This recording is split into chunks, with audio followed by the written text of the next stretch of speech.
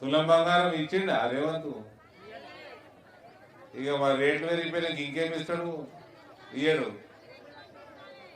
పొట్టోడు నేను వచ్చిపోయింది వీడికి ఆ సప్పుడే ఎక్కువ బంగారం సప్పుడు.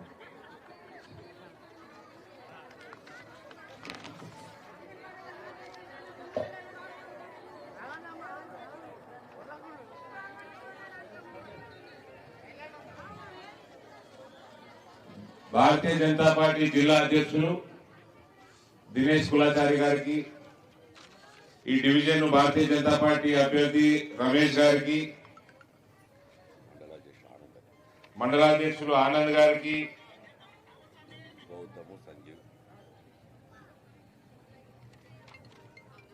గౌతమ్ గారికి, సంజీవ్ గారికి, బుజ్జన్న గారికి, రంజిత్ గారికి,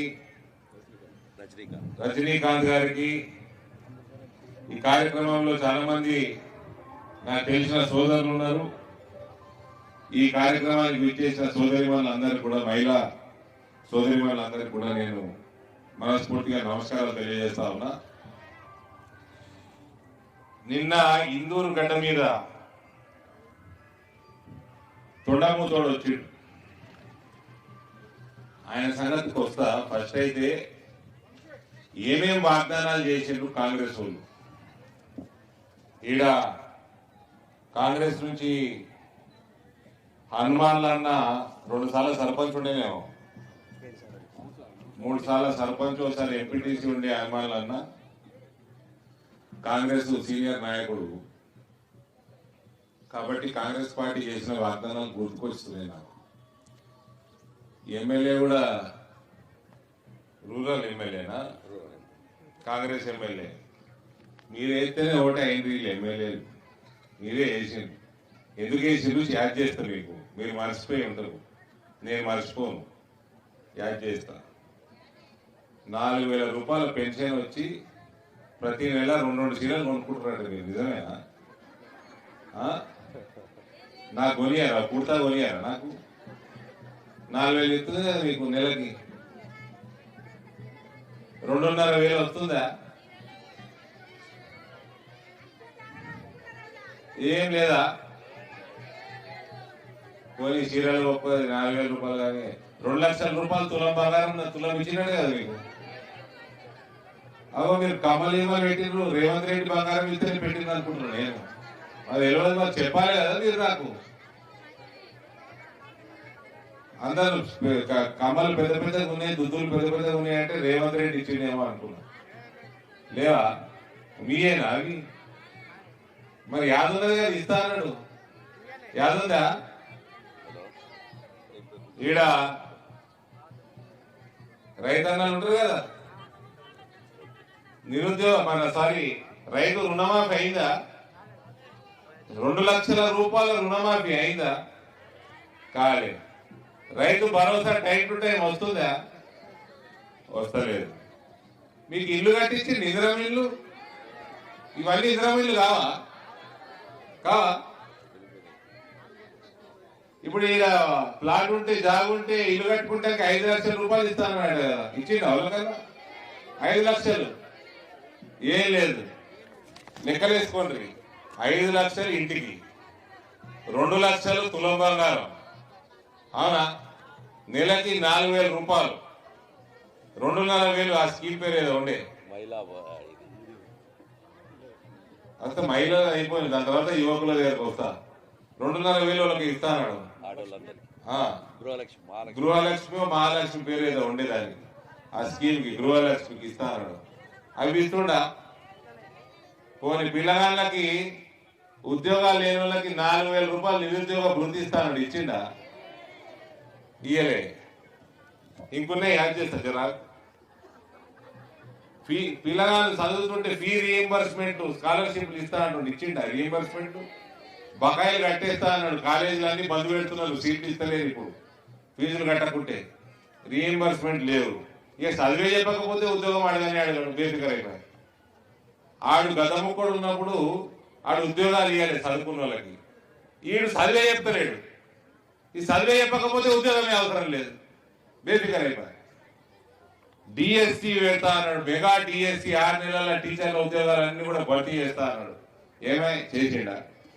6 నెలలు అయింది, 2 సంవత్సరాలు 6 నెలలు అవుతుంది. ఇక అన్నిటికంటే నాకు బాగా నవ్వొచ్చేది, 18 సంవత్సరాలు చదువుకునే యువతి అంటే అమ్మాయిలకి, ప్రతి అమ్మాయికి ఎలక్ట్రిక్ స్కూటర్లు కొనిస్తాను. కొనియలే? మీ పిల్లలు మిమ్మల్ని ఎక్కించుకొని తిప్పుతలేరా స్కూటర్ల మీద? లేదా? వచ్చిందా? ఆటో డ్రైవర్లకి 12,000 రూపాయలు ఇస్తానని ఇచ్చిండ ఆటో డ్రైవర్లు? లేవు. కొత్త పెన్షన్లు వస్తున్నాయా? అసలు సంగతి చెప్పాలా మీకు? పెన్షన్ అప్లై చేయడానికి వెబ్సైట్ ఓపెన్ చేస్తే వెబ్సైటే బంద్ ఉన్నది.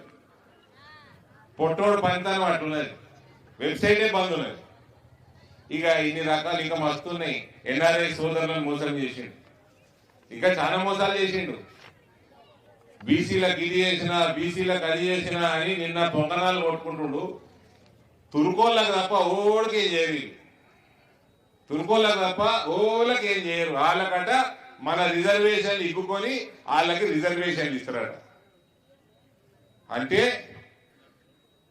మా భారతీయ జనతా పార్టీ రాష్ట్ర అధ్యక్షుడు, వీని పేరు రేవంత్ రఫత్ ఖాన్ ఏదో అన్నాడు.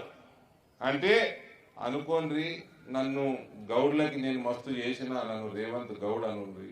ముదిరాజ్ బిడ్డలకి నేను మస్తు చేసిన, రేవంత్ ముదిరాజ్ అనుండ్రి. ఏం చేసిండవా గౌడ్ సోదరులకి, ముదిరాజ్ సోదరులకి? రొటపీస్ చేసిండ.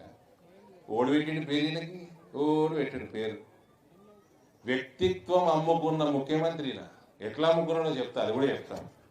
ఇక నిన్న వచ్చినోడు వచ్చి గమ్మున పీకాలు ఎడికేది. నా పేరు తీసాడు, 11 సార్లు తీసాడు. నా పేరు తీసి తూకుంటున్నావా? బండకేసుకుంట.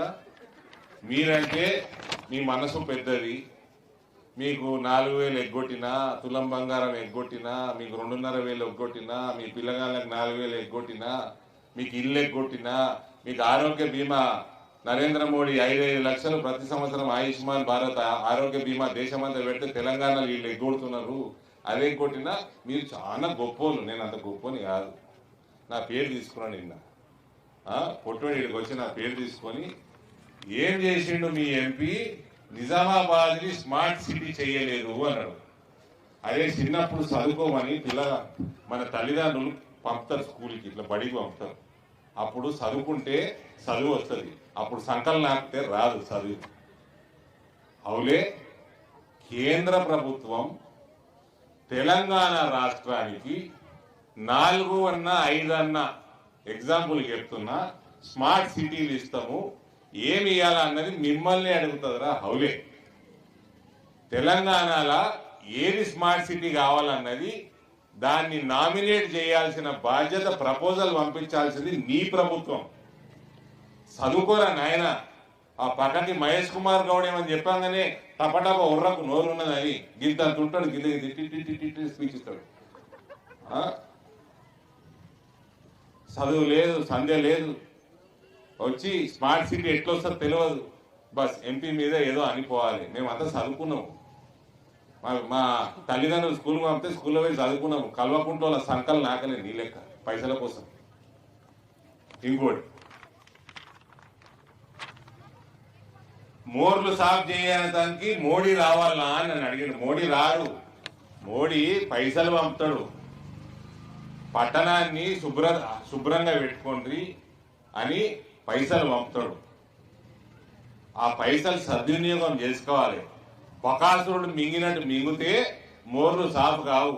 పొట్టోడా, మున్సిపల్ అడ్మినిస్ట్రేషన్ మంత్రిని కూడా నువ్వే. నీ బాధ్యత మోర్లు సాఫ్ చేసేది. మోడీ పైసలు పంపుతాడు, నువ్వు మోర్లు సాఫ్ చేసే జీతాలు కూడా చక్కగా ఇచ్చి మిడుపుతలేవు.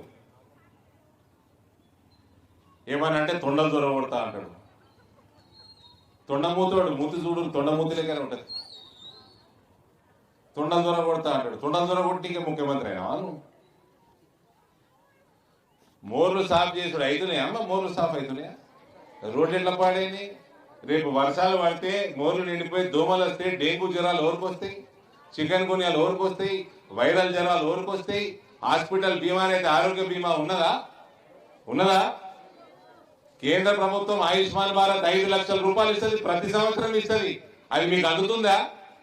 ఎందుకంటే ఈ తలపండు వల్లగా ఈయన ఇక్కడ రాష్ట్ర వాటా పైసలు ఇస్తలేడు.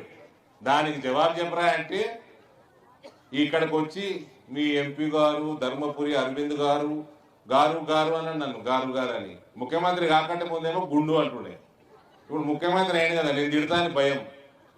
ఆ పదవిలో ఉన్నాయి జర్రా నన్ను ఏమనద్దని గారు నేను మర్చిపోను, నువ్వు నన్ను గుండను ఒకసారి నేను 1,00,000 సార్లు పొట్టోడా అంట తొండముతోడా అంట.